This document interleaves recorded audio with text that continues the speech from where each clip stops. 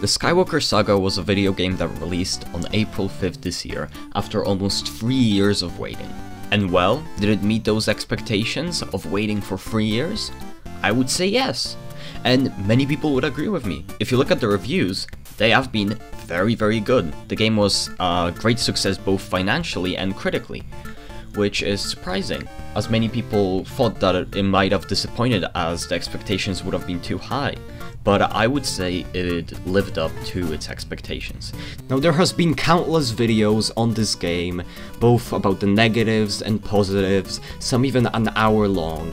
So I'm here to make a little short video about my thoughts on the game. So what did I think of it? Well, as I said before, I thought it was pretty great, but I do have some issues with the game. My first big negative of the game is the level design. The level design is easily my least favorite part of this entire video game, as I'm a person who replays the complete saga regularly, usually once a year, because I think that game is really fun and easy to replay and has some fun levels. But the problem with the Skywalker Saga, the levels are just really bad in my opinion. I mean, some are really fun, like for example Revenge of the Sith has that great opening level, The Empire Strikes Back has really fun levels, and A New Hope, I would say, is the best episode from all the 9 movies.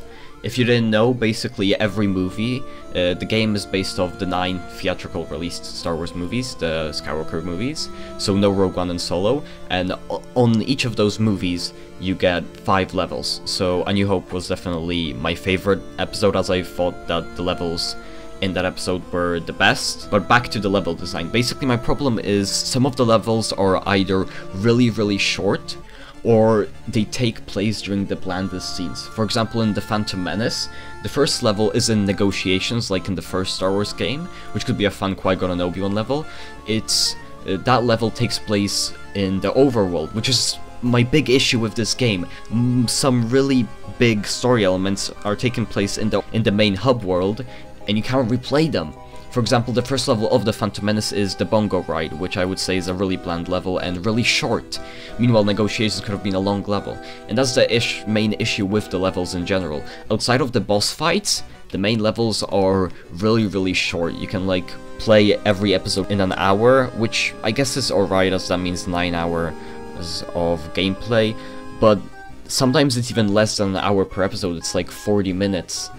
Which really sucks, especially when you get into like the sequels. Rise of the Skywalker is like 30 minutes of gameplay. It's really, the levels are basically non-existent. One of the levels is literally shooting 5 troopers from a speeder, and that's it. Which really sucks, as when you look at the last Star Wars game, The Force Awakens, that had amazing level design, that it just had really long levels and a really big amount of content in the game. Yes, maybe it was based off one movie, but the level design in that game was far better than this one, as it was actually, you know, tricky and it took some time, but it was also fun. I get that it's supposed to be a kid's game, so it cannot be that easy, but The Force Awakens was a kid's game too. It had the same rating, and level design was far more difficult and fun, in my opinion, because the Skywalker Saga, sometimes it can be tricky, but sometimes it's too easy, I would say, that it gets boring and repetitive.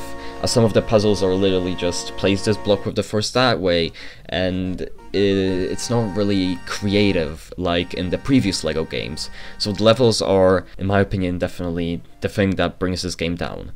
But what doesn't bring the game down and makes it so good is definitely the open world. The open world is filled with different missions and different puzzles that honestly should have been in the levels in the first place. You get about 30 planets, 30 different planets that really feel unique. Even all the desert planets that are similar, so Jakku, Pisana, and Tatooine, they're still very distinct in their own different ways and have different missions and landscapes, and they're really fun to play at. The open world just definitely makes this game the best Star Wars game, the best LEGO Star Wars game, possibly, because it's visually striking, and the amount of detail that they've put into those open worlds is insane. And the amount of references and jokes that you get there, it's really just a fun time playing around with them. It's really fun to explore all your favorite locations from the 9 Star Wars films. And while on the topic of revisiting famous locations, what about famous characters? This game is filled with different characters. You get about 500 of them, and most of them feel really unique with their own voice lines and interactions with characters. But sadly, some characters use the same animations and I get why. I mean, you kind of have 500 different animations, but it's still fun to play as all the different characters and with their unique abilities. But something that's mundane is some of the puzzles. Each distinct class has one special puzzle that they can solve that no one else can, and some of those puzzles can be really fun. Like, of course, the Jedi can push around things with the Force, but then, like, for example, the Rebels and the Empire have, like, these consoles which they can just, like, access, which is really dumb, as, like, in the complete saga, you've had some characters that could overlap different abilities. You didn't have classes, so you can have, like, some droids could access both the protocol terminal and the astromech terminal, and even bounty hunter terminal, to have like free abilities, which was really fun. And this game you don't really get that, which is definitely disappointing in terms of characters, but the design of the characters themselves and the selection is fantastic, and we get such great characters, such obscure characters from the movies. But one thing that's sad is, like, we didn't get any characters like Ahsoka and Rex, but I get why. This is just supposed to be about the 9 episodic Star Wars films.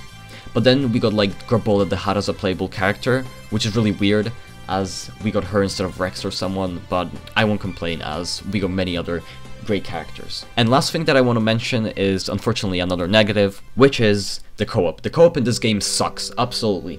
Basically, if you want to play with your friend in this game, only do it in the open world, as then it's only fun. If you want to play a level, maybe a boss battle is good, but even some boss battle just suck. If it's, for example, like a single player boss battle, let's say Darth Vader from episode 5, the second player will do absolutely nothing, compared to the complete saga, where the second player would have played as R2 or someone and would have actually helped Luke Skywalker defeat Vader. In this game, it's only Luke Skywalker versus Vader, which, yes, it's more accurate, but it sucks for the second player. Or, for example, you finally get to play as Yoda fighting Darth Sidious, and it's only Yoda fighting Sidious. You play the second character's Tin Typho, who wasn't even in that scene in the movie, and just does absolutely nothing in the level itself, so that's really, really disappointing. And they've destroyed the best level that they've had in the complete saga, which was the Anakin and Obi-Wan level, where you and your partner could play against each other, which was super, super fun. But in this one, it's not. You play as R2 and C. The second player plays as R2 and C-3PO and just distracts you from the level, which the level itself could have been the best LEGO game level ever with the visuals and the duel, but no, because it has to be split in 2 stupid parts, which you still have to do in single player. It's just really sad how they did the co-op thing. But yeah. But the characters and the overworld are definitely the best part, and they are the true highlight of the game, as the things that you get to do in the open world is basically the levels, because in the open world you also do some story stuff, as I said before, which definitely makes up for the level selection. But honestly, this game is really, really fun. While I have some issues with it, the positives definitely outweigh the negatives, and I would definitely give it an 8 out of 10. You should definitely check it out. It's a fantastic game, both visually, and I think can really have fun. Even if the levels are kind of meh, I think can really be a fun time to revisit these movies in the LEGO format. I mean, the cutscenes are hilarious as always, and as I said, the graphics are amazing.